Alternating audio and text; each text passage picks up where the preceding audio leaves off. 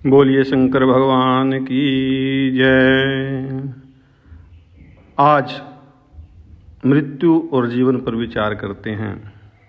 मृत्यु पर भिन्न भिन्न दृष्टि से विचार कर सकते हैं।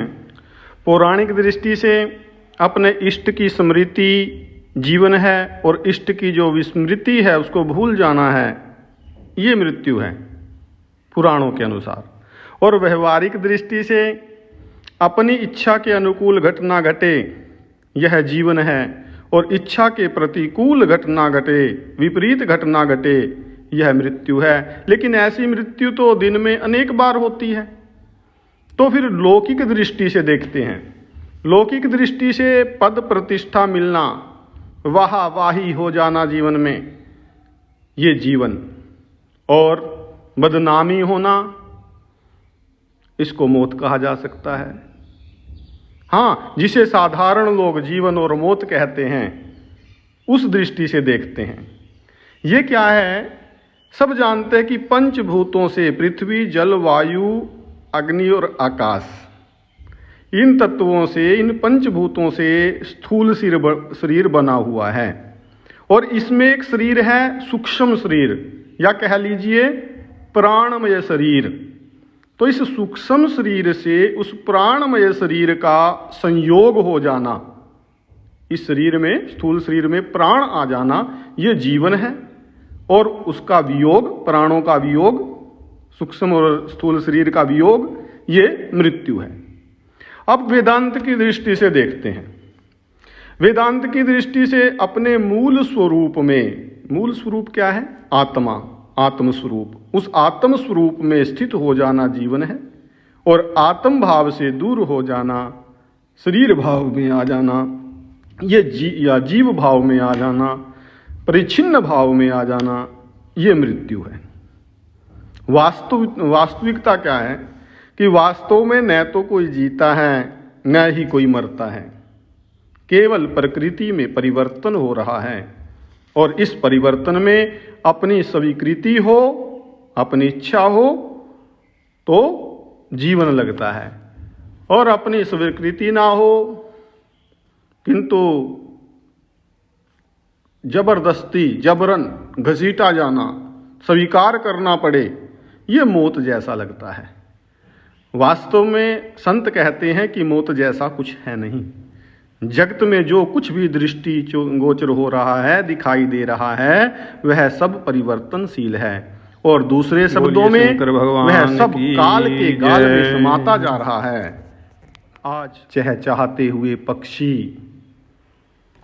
भाग दौड़ करते हुए पशु, लहलहाते हुए पेड़ पौधे, वनस्पतियां, प्रकृति में हलचल मचा करके मस्तिष्क को चकरा देने वाले आविष्कार करते हुए मनुष्य, बड़े बड़े आविष्कार जो करते हैं, ये सब मनुष्य एक दिन मर जाते हैं।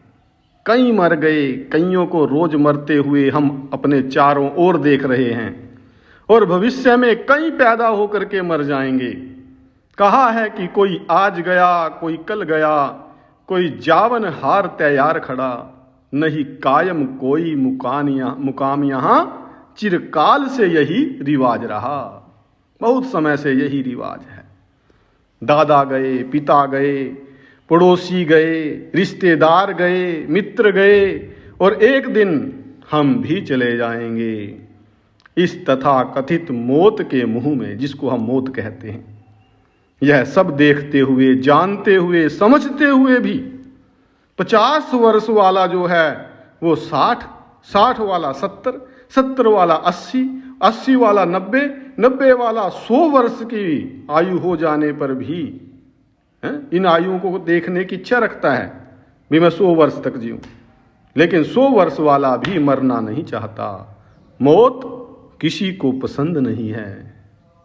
और हमने तो सुना है कि अमेरिका में लगभग 1000 ऐसी लाशें सुरक्षित हैं, सब ऐसे सुरक्षित पड़े हैं, इस आशा में कि आगे आने वाले 20 वर्षों में, 20-30 वर्षों में विज्ञान इतनी प्रगति कर लेगा कि इन लाशों को जीवन दान दे सके, और हर लाश पर 10-20 हजार रुपये दैनिक खर्च भी हो रहा है। 20 साल तक चले उतना धन ये मरने वाले बड़े बड़े अमीर लोग जमा करा के गए हैं। कोई मरना नहीं चाहता। कब्र में जिसके पैर लटक रहे हैं वो बूढ़ा भी मरना नहीं चाहता। औषधियां खा खा करके, दवाइयां खा खा करके जीर्ण शीर्ण हुआ रोगी मरण सैया पर पड़ा, अंतिम श्वास ले रहा है। डॉक्टरों ने जवाब दे दिया है, लेकिन फिर भी वो मरना नहीं चाहता। जो लाशें हैं वो भी जिंदा होना चाहती हैं। प्रकृति का यह मृत्यु रूपी परिवर्तन किसी को पसंद नहीं। यद्यपि यह सब जानते हैं कि जो आया है सो जाएगा, राजा रंक फकीर। अब प्रश्न उठता है कि मरना क्यों नहीं चाहते? क्यों?